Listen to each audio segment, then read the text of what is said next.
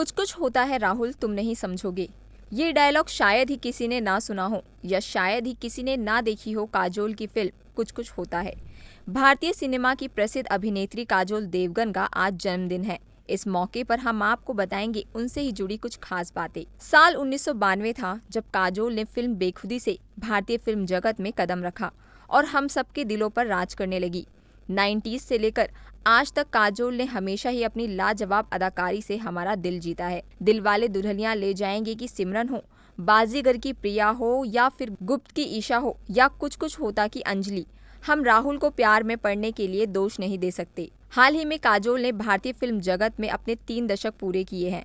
दिलवाले दुल्हनिया ले जाएंगे, कभी खुशी कभी गम, माय नेम इज खान, फना उनकी कुछ प्रसिद्ध फिल्में हैं। जिस दौर में अभिनेत्रियां सिर्फ ग्लैमर के लिए हिंदी फिल्मों में मौजूद होती थी, उस दौर में काजोल ने फिल्म में अपनी मौजूदगी का महत्व समझाया। काजोल की फिल्में देखकर ये नहीं लगता कि उन्हें सिर्फ हीरो के साथ और मनोरंजन के लिए रखा गया है। काजोल की भूमिकाएं अपने आप में इंडिपेंडेंट होती थी, जिनमें महिलाओं के एम्बिशंस को दिखाया जाता था।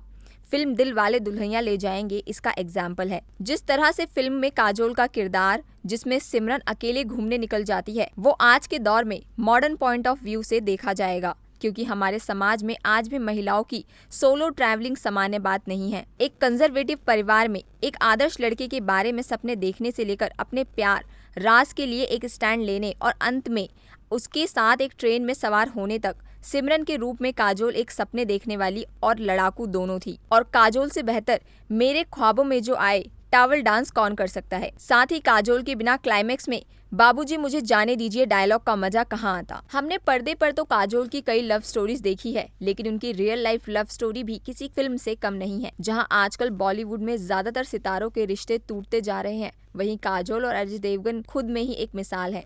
दोनों की पहली मुलाकात फिल्म हलचल के सेट पर हुई थी। काजोल शॉट के लिए रेडी हो रही थी और उन्होंने अपने हीरो के बारे में पूछा तो किसी ने अजय की तरफ इशारा कर बताया कि वो उधर बैठे हैं। काजोल ने उन्हें पहली बार देखा और 10 मिनट तक उनकी बुराई ही करती रह गई, लेकिन जब दोनों की बात हुई तो दोनों अच्छे दोस्त बन गए। उस टाइम दोनों ही किसी को डेट कर रहे थे और कई बार काजोल अपने पार्टनर की बुराई अजय से करती थी और कुछ टाइम बाद दोनों का ही ब्रेकअप हो गया। दोनों अच्छे दोस्त तो पहले से ही थे और साथ ही एक दूसरे के प्यार में भी थे। काजोल ने एक शो में बताया कि दोनों ने कभी एक दूसरे को प्रपोज या आई लव यू नहीं बोला। लंबे रिलेशनशिप के बाद दोनों ने शादी करने का फैसला लिया। अजय के घर वाले तो मान गए, मगर काजोल के घर वाले बेटी के इस फैसले पर खुश नहीं थे। काजोल के पिता ये नहीं चाहते थे कि वे अपने करियर के पीक टाइम पर शादी करे। इसके चलते वे काजोल से कई दिनों तक खफा भी रहे। 1999 में आखिरकार दोनों शादी के बंधन में बन गए। आज दोनों के 2 बच्चे हैं, न्यासा और युग। काजोल ने हमेशा वही किया जो उन्हें ठीक लगा।